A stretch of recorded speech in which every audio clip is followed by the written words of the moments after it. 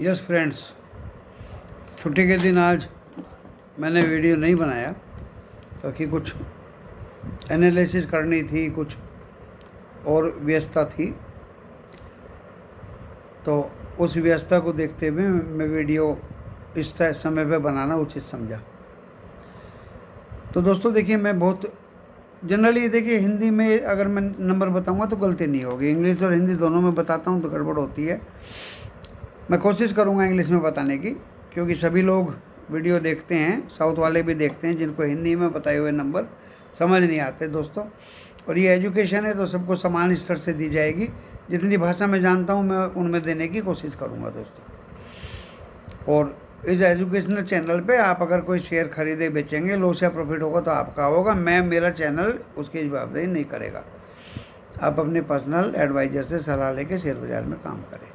ये दोस्तों डिस्क्लेमर है, बोल के बताना इसलिए पड़ता है कि लिखा हुआ लैंग्वेज कोई स्टेट वाले जानते हैं, कोई स्टेट वाले नहीं जानते हैं। खैर, हर तरह का व्यक्ति शेयर बाज़ार में है दोस्तों। बड़े मज़े की बात है, कल का डाटा टाइम से नहीं आया था, अभी मेरे पास आ गया है। देखिए 5 किस्म के डाटा होते हैं एफआईआई के। एक तो होता है कैश में कितनी बाइंग करी। तो देखिए कैश में उन्होंने 2132 करोड़ की बाइंग करी। फिर आता है इंडेक्स फ्यूचर में क्या किया, 125 करोड़ का दोस्तों बेचा। अच्छा, कैश में इसके अगेंस्ट 1100 कुछ करोड़ का हमारे डीआई ने बेचा था। 2132 करोड़ का एफआईआई ने बाई किया था। इंडेक्स फ्यूचर में दोस्तों 125 करोड़ का माल उन्होंने बेचा। और एफआईआई मेरे मित्रों ने दोस्तों 5 तरह का डाटा मैं बता रहा हूँ। इंडेक्स ऑप्शन में 8,905 करोड़ का माल बाई किया। एंड दोस्तों stock future and stock option, इनमें 245 एंड 232 करोड़ का माल क्रमशः बेचा। इन ऑल एफआईआई का डाटा दोस्तों बहुत अच्छा है क्योंकि इंडेक्स ऑप्शन में भी बाइंग थी तकड़ी, एंड दोस्तों कैश में भी बाइंग थी तकड़ी। तो ये तो मैंने बता दिया अपने एफआईआई मित्रों का खर्चा, एक्सपेंडिचर, जो वो अभी हमारे देश में इकोनॉमिक कली अच्छे हैं, इमर्जिंग इकोनॉमी है। एंड दोस्तों कंपनीज के रिजल्ट्स भी बहुत अच्छे हैं, वैल्यूएशंस अभी डाउन हैं, तो they are trying to buy in each and every stock, particularly जो उनको पसंद आ रहे हैं front line stock. And front line से मतलब आपका क्या है कि कल लगता है उन्होंने टैक्स शेयर्स में बाइंग किया है। अब मैं उनके देश की बात बता देता हूँ क्या हुआ। एशिया तो देखिए ऊपर में सारा ग्रीन बंद हुआ है। हैंगसेंग तो 500-600 पॉइंट बंद हुआ दोस्तों, जो गिर रहा था तो 250-300-2.5-3% ऊपर में बंद हुआ।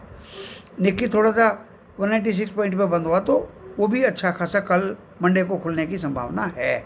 सारे के सारे 8-10 कंट्रीज के स्टॉक एशिया में अच्छे खासे ग्रीन में बंद हुए। और दोस्तों यूरोप में तो 1-1.5% एफटीएसई, सीएसई एंड डेक्स तीनों ही ऊपर में होके बंद हुए। अब मैं बता देता हूँ यूएस की बात। यूएस में दोस्तों 375 पॉइंट डो जोन्स बंद हुआ ऊपर में, एंड नेस्डेक बंद हुआ 250 पॉइंट अप में। तो दोस्तों डो जोन की एक न्यूज़ आई है कि health care and banking sector में बहुत अच्छा किया, अच्छा उम्मीद करते हैं, इसलिए उनकी वजह से डो जोन फ्यूचर्स और Dow Jones actual 375 point up में बंद हुआ। दोस्तों उन्हीं के पीछे पीछे हमारा एसजीएक्स निफ्टी 17,870 पे लगभग 35 पॉइंट अप होके बंद हुआ। एंड हमारे मिड कैप जो मिड 100 थे वो भी 113 पॉइंट्स इंडेक्स उनका अप में बंद हुआ। एंड 40,415 पे 207 पॉइंट अप होके बैंक निफ्टी बंद हुआ, बैंक निफ्टी बंद हुआ। एंड दोस्तों हमारा जो निफ्टी बंद हुआ वो 17,833 पे बंद हुआ। 17,870 पे एसजीएक्स निफ्टी बंद हुआ। मैं हिंदी में बता रहा हूँ दोस्तों, हिंदी में कुछ गलत होने के चांस बिल्कुल नहीं रहते। तो अब मुझे ऐसा लग रहा है दोस्तों जैसे एशियन भी अप में बंद हुए, डो जोन नेस्डेक भी अप में बंद हुआ, यूरोप भी अप में बंद हुए, चाइना का स्टिमुलस पैकेज की वजह से 507 पॉइंट हैंगसेंग बढ़ा। एंड एफआईआई का भी हमारी कंट्री में, इंडिया में जो बाइंग थी वो अच्छी थी। मंडे को उम्मीद की जाती है कि अच्छा ही खुलना चाहिए वर्ल्ड वाइड। एशिया से शुरुआत होगी, उसके बिहार पे दोस्तों एसजीएक्स निफ्टी खुलेगा, निकी खुलेगा, हैंगसेंग खुलेगा, शंघाई खुलेगा, जकार्ता खुलेगा, ताइवान खुलेगा। अब आप कहेंगे आप ताइवान हैंगसेंग में ज़्यादा इंटरेस्ट लेते हैं दोस्तों। हाँ, कभी तनातनी हो जाती है उनमें, कभी कुछ हो जाता है, तो इंडिकेटर हमारे पास स्टॉक मार्केट ही है जहाँ से पता चलेगा कि उनकी तनातनी कितने हद तक जा रही है। उधर दोस्तों निक्की से भी पता चल जाता है। एंड रशिया और यूक्रेन का तो आप देख ही रहे हैं। अब ज़्यादा कुछ उनमें रखा नहीं है, जो रशिया को करना था वो कर दिया है, और बाकी सब अच्छे हैं, उचित हैं, बढ़िया हैं, अच्छी तरह से काम सब कर रहे हैं। हमारे देश की इकोनॉमी बहुत अच्छी है, हम पूरा ऑप्टिमिस्टिक हैं दोस्तों। एंड मैं उम्मीद करता हूँ, क्योंकि कोई नई चीज़ तो आने वाली है नहीं, ना ही ओवरनाइट डेवलपमेंट मुझे देखना है। कल का वीडियो भी मैं बनाऊँगा, हो सकता है वो लर्निंग पे बना दूँ। अब मुझे लगता है कि मेरा निफ्टी 50 मंडे को दोस्तों 17,925 के ऊपर अगर एक बार काट देता है, और घड़ी में आप देख लीजिए 20 मिनट अगर टिक जाता है तो 17,992 तक जाने की संभावना निफ्टी 50 की लगती है। 20 मिनट 17,925 के ऊपर टिकना चाहिए। खुलेगा कहाँ? 17,824 के ऊपर खुलेगा, जहाँ पे बंद हुआ है 833, 833 के ऊपर खुलेगा दोस्तों। एंड 870, 17,870 के आसपास थोड़ी देर रुकेगा, फिर 17,925 को काटने की कोशिश करेगा। उसके ऊपर 20 मिनट अगर रुक गया तो 17,992 की तरफ को जाएगा। अब उसको कट करेगा या नहीं करेगा वो मुझे पता नहीं, लेकिन उसकी तरफ को जाएगा, क्योंकि वो एक साइकोलॉजिकल लेवल है दोस्तों, वहाँ से वापस भी आ सकता है। अच्छी तरह से मेरी बात सुनना, मंडे की बात बता रहा हूँ। तो सपोर्ट जो मेरा रेजिस्टेंस है वो 17,925 है और 17,992 है, और वो काट दिया दोस्तों 18,114 है। नीचे का सपोर्ट जल्दी से दे देता हूँ, 17,000 पहला सपोर्ट 17,786, 17,590, 17,476, 476। बैंक निफ्टी पर आ जाइए जल्दी जल्दी। बैंक निफ्टी दोस्तों 40,990 मेरा पहला रेजिस्टेंस है, दूसरा है 41,100। अगर ये 40,990 के ऊपर थोड़ा सा टिक गया 20 मिनट, 40,990, तो दोस्तों 41,100 और 41,400 तक भी जाने की क्षमता रखता है। तो पहला रेजिस्टेंस होगा 40,700, जहां ये कल का हाई बनाया था। देख लीजिए हाई क्या था, दूसरा है दोस्तों, और हाई के ऊपर वो निफ्टी 50 वाली शर्त नहीं है, इसे रुकना पड़ेगा 40,990 के ऊपर। एंड दोस्तों इसमें जो सपोर्ट है वो 40,210 है, 39,887 है और 39,550 है। बस 3 सपोर्ट हैं एंड 3 रेजिस्टेंस है दोस्तों इसके। दोनों में ताकत है। बैंकिंग में इसलिए ताकत है दोस्तों, मैंने बता दिया आपको कि यूएस में Dow Jones future Dow Jones actual 375 point up हुआ on the basis of banking and health care sector. सारी एडीआर बहुत अच्छी हैं दोस्तों इंडिया की। जब आप ग्लोबल यूएस मार्केट में देखेंगे,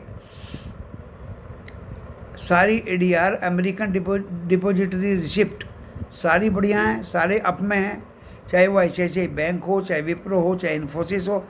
दोस्तों आप देख लीजिएगा, उन्हीं के बिहाफ पे ऊपर खुलना तो तय है। जब एडीआर अच्छी हैं, उनके इंडियन स्टॉक्स ऊपर में खोलेंगे, वो अपने इंडाइसिस को ऊपर ले जाएंगे। इवन दोस्तों मिड निफ्टी 100 मिड इंडेक्स भी 113 पॉइंट अप रहा। तो क्लू मैंने वहाँ से लिया है दोस्तों। एडीआर अप हैं तो देखिए इंडेक्स जो स्टॉक्स हैं वो भी ऊपर में खुलेंगे। इंडाइसिस ऊपर खुलेंगे तो वो अपने स्टॉक्स को ऊपर उसको इंडाइसिस को ऊपर ले जाएंगे। स्टॉक ऊपर खुलेंगे, इंडाइसिस ऊपर रहेंगे। कितने रहेंगे मैंने बता दिया, 40,700। वो काटेगा तो 40,990 बैंक निफ्टी। वो काटेगा तो दोस्तों 40,990 पे अगर 20 मिनट टिक गया तो फिर 41,100, 41,400 मैक्सिमम है। एंड दोस्तों नीचे में 40,210 अभी भी 268 है वैसे, लेकिन मैंने 210, 39,887 एंड 39,550। उधर दोस्तों 17,925, 20 मिनट इसके ऊपर रुक गया तो 17,992 की तरफ जाएगा दोस्तों। उम्मीद तो है नहीं मुझे कि उसको काट दे, लेकिन काट देगा तो 18,114 जाएगा। लेकिन ये 17,992 से ही वापस घूमने की कोशिश करेगा और ये फिर 17,850 तक आएगा, ऐसा मुझे प्रतीत होता है। ऐसा मुझे मंडे के दिन प्रतीत होता है। एंड दोस्तों नीचे में अगर उसको काटता है ये 850 को, तो फिर जाएगा ये 786, 17,786 और फिर जाएगा 17,590, 690, 17,690, 17,590, 17,476। डाउनफॉल इसलिए दिखा रहा हूँ, कभी कोई मेजर करेक्शन आ जाए दोस्तों, वो आपको ध्यान रखना पड़ेगा। नीचे की संभावनाएं मुझे कम लगती हैं, ऊपर की संभावना मुझे मंडे को ज़्यादा लगती है, क्योंकि इंडेक्स फ्यूचर में 172 करोड़ की सेलिंग एफआईआई ने की है। ये एक दिन सेलिंग करते हैं, एक दिन बाइंग करते हैं, हो सकता है मंडे में ये बाइंग करें। रोकड़े में इनकी बाइंग चालू है। एंड एफआईआई इंडेक्स ऑप्शन में भी इनकी बाइंग हुई है फ्राइडे को। एंड मेन ट्यूसडे को मुझे ट्रेंड जो है कुछ दूसरी किस्म का लगता है दोस्तों। वेडनेसडे को शॉर्ट कवरिंग होगी, 18,000 कटता आपको दिखाई देगा, पूरे हफ्ते का ही मैंने बता दिया है। और थर्सडे को आपको ऊपर भी दिखेगा, नीचे भी दिखेगा। फ्राइडे को अगर बढ़ गया तो फिर 18,600 की तैयारी कर लीजिए। बस यही राम कहानी है इस इंडियन स्टॉक मार्केट की दोस्तों। तजुर्बे के आधार पर बोल रहा हूँ। कल मैंने साफ एफआईआई को बेचते हुए देखा, दुनिया ग्रीन थी, फ्यूचर भी ग्रीन थे। अब मेरा ज्ञान इस कदर बढ़ गया है क्योंकि मैंने अपनी तरफ से 3 शेयर छोड़े हुए थे बाज़ार में, और वे 3 शेयर ही इसको लेके, इंडाइसिस को लेके, बैंक निफ्टी को लेके और निफ्टी 50 को लेके ऊपर जाते हैं, नीचे आते हैं। लेकिन दोस्तों जब स्टॉक ही नहीं ऊपर बढ़ रहे थे तो ये कैसे जाएंगे? तो मैं समझ गया था कि 17,850, 853 के ऊपर जाने की इसमें ताकत नहीं, क्योंकि एफआईआई आर सेलिंग। दुनिया ग्रीन है, सब बढ़ा हुआ है, फ्यूचर बढ़ा हुआ है। लेकिन दोस्तों जब एफआईआई सेल कर रहे हैं तो ये कैसे बढ़ेगा? अब अपना ज्ञान इस स्तर तक पहुंच गया है, नज़दीकी से ऑब्जर्व किया हमने, और हमारे तीनों स्टॉक बढ़े नहीं दोस्तों। उनके बिना बढ़े ना निफ्टी 50 बढ़ेगा, ना निफ्टी बैंक बढ़ेगा दोस्तों। इसी ऑब्जर्वेशन के साथ मैं इस छोटे से वीडियो को ही विराम देता हूँ। आप इसको समझिए, परखिए और देखिए। नमस्कार।